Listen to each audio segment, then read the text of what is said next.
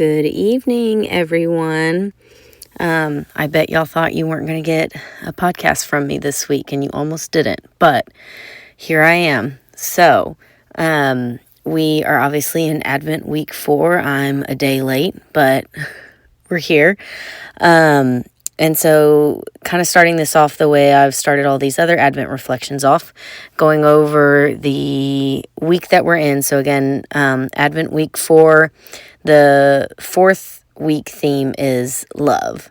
And the candle is the angel's candle. It's another purple candle.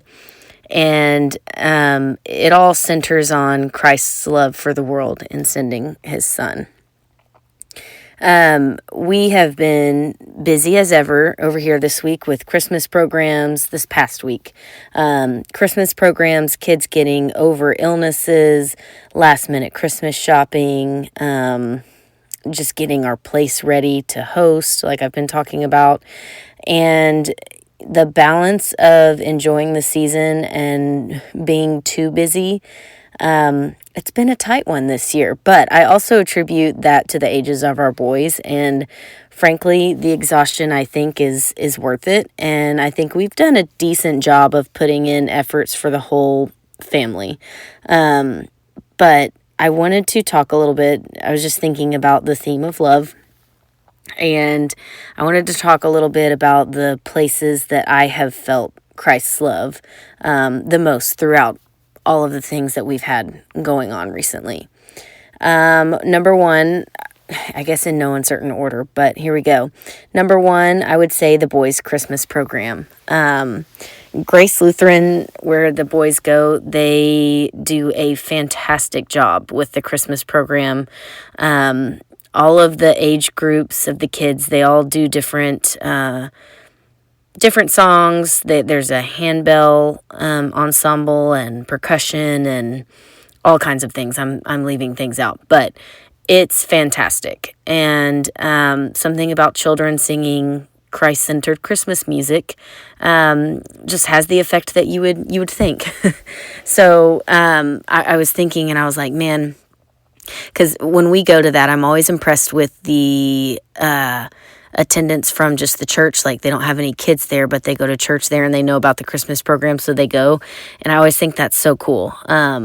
It would never have occurred to me, if I didn't have a kid in it, but highly recommend, even if you don't have kids in a program, go find a Christmas program at a church school or a church, whoever's putting it on, because it will definitely remind you the reason for the season. So that's definitely high on my list. And then another one would be my annual Christmas candy girls' night. I've done this tradition for probably, I'm trying to think, I'm going to get this off, but I want to say I started it at my old house. So that would have been like 8 years ago. I'll have to do some research on that. But we just do really simple. It's just a girls get together and we make simple Christmas candy. And we used to try to be adventurous and try different kinds. And every year we do try to do one different. But now we kind of have it narrowed down to the ones that we all like. And we just make those. And really, it's not even about the Christmas candy. Although our favorite is a peanut butter Ritz cracker sandwich dipped in chocolate. Semi-sweet chocolate, to be exact, and it's really good. But so back to this girls' night, I felt like in reflection that I felt Christ's love there, and not in the way that you might think. Like, we had a good time, and we had girl talk and all these things, and you might be thinking, oh yeah, she felt God's love there because of the community, and that's definitely part of it. But honestly, all of our talk was just really, with me, I don't get together with my friends a whole lot, and I'm not a big texter to all of them, and so it's when we get together, we're all catching up. And again, so we were all catching up, and it just made us all, I think all of us, realize, like, everybody has something. That's what I kept saying all night, is that everybody's dealing with something. And it just reminds you, it gives you so much perspective, that all families have stuff, everybody has their baggage. Every person is struggling through something. And that community with those girls is important and in giving, support and perspective. And so I think it was just a good reminder from God, to me, that everybody's dealing with something, and it just gives good perspective and makes you appreciative of those times where we can get together. Another place that I felt God's love was when I was about to have a mental breakdown on a particularly rough day that just it was like a cascade of events, just one thing after the other. And so the final straw had gotten me, and I just sat on the ground outside. I literally walked outside and sat on the ground to just have a minute. And the ground was grounding. And I know it's a trendy thing right now, and I've seen all these different mats that are supposed to, I don't know how they work at all or what it does, but help you ground. And then I know there's different people, I think the term would be crunchy, people that believe in grounding yourself and really getting barefoot, sitting on the ground, standing on the ground, barefoot, and believe that it has a good effect on your body. And I've done it a few times, and I will say I have definitely felt better.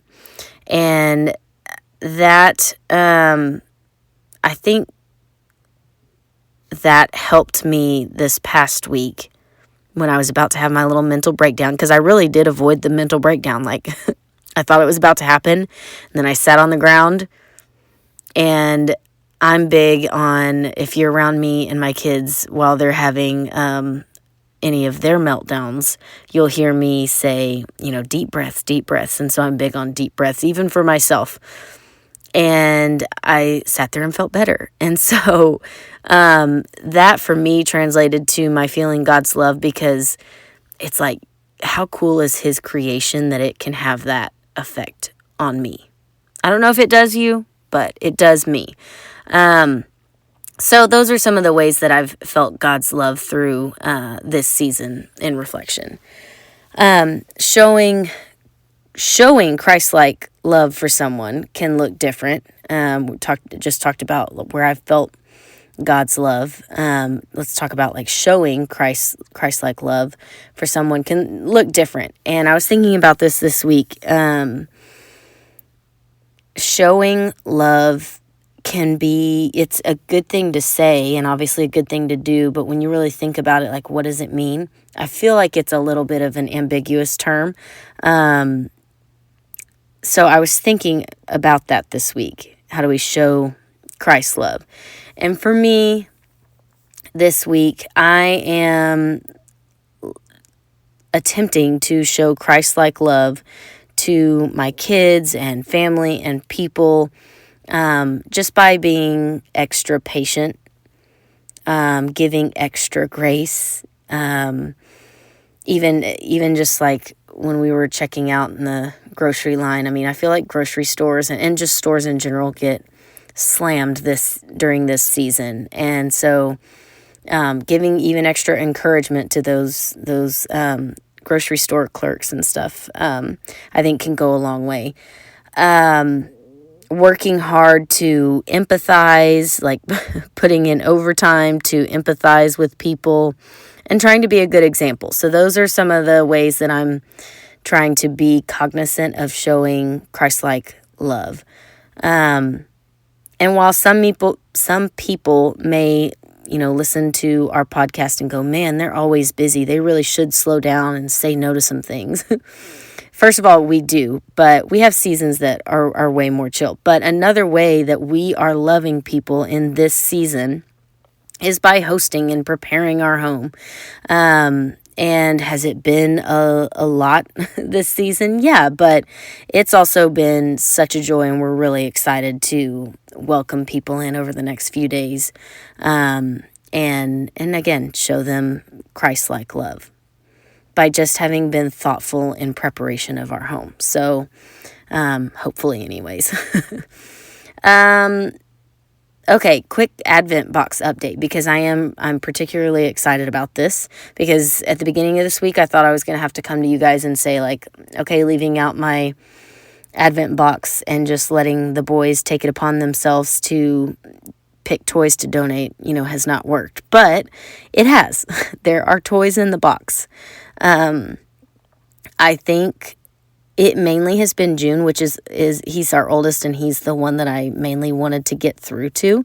Everybody else I can kind of donate on their behalf. But June is old enough to understand what he's doing.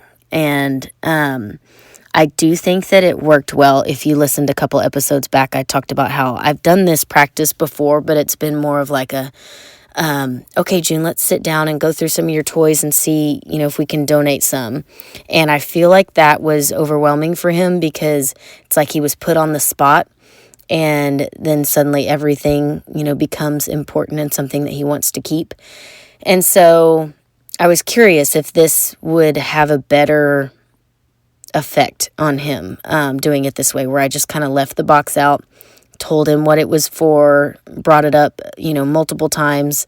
And I do feel like he grasped the concept better, and it was a less overwhelming practice for him, where he just felt like he couldn't let any of his toys go. And so he did. There's some toys in there. And like I said, for the other two, I'll kind of donate on their behalf. But I'm hoping next year Clyde will kind of, especially if this is like a tradition that we do, then maybe Clyde will grasp it better next year. So that's been nice. And then we did our Christmas concert for the nursing home, if you heard me mention that. And doing that feels so good. I was thinking as we got there and unloaded, like Brian loaded up all of, the mic stands for the boys and the speaker. Like, we don't just go in there, and not saying this would be a bad thing, but like, we don't just go in there, with an acoustic guitar and try to sing. Like, Brian sets it all up. And part of that is for the boys to feel special too. But also, we want that speaker so that the whole room can hear and everything. And point is, as we were unloading all of that from his truck, I was like, there's more that goes into this than you would really think, decent amount of effort, which is what makes it feel so good, is that we go in there and we've done that for those residents who may not get as much attention.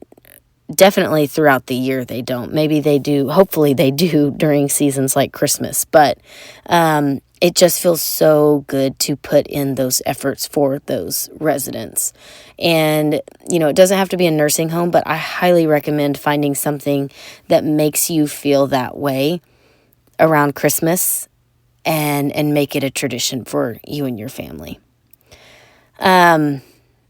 Okay. Kind of wrapping up here, I forgot to mention the candle, or did I mention the candle? It's the Angels candle. Yeah, I did. Okay. It's the Angels candle this week, which is another purple one. And then some people light a fifth candle on Christmas Eve or Christmas Day called the Christ candle, which is a white candle representing his pureness, and usually goes, I think, in the middle of the wreath. So I got to track one down, but we're definitely going to add that in there as well. I'll be honest, our Advent candles started off really strong, like our Advent wreath candles started off really strong until Clyde used them as drumsticks, and I kept telling myself I would replace them at the grocery store, and I didn't need to order a whole new pack, and then they didn't have any at the grocery store. So we still had conversations about it for sure, but I hope maybe next year I'll order like a set and a backup set just to have, because I really did enjoy that reminder of the reason for the season. So I'm going to be doing that next year. But I hope you guys have enjoyed these little Advent reflections and just the fun little facts on the Advent season and that you are able to turn your attention over the next few days, or keep your attention over the next few days on Jesus and incorporating that in all of the various, family Christmases, and all of the things that are going to vie for our attention over the next few days. However that may look for you. So from my family to yours, Merry Christmas, and we will probably talk again after the New Year. So Merry Christmas, everyone.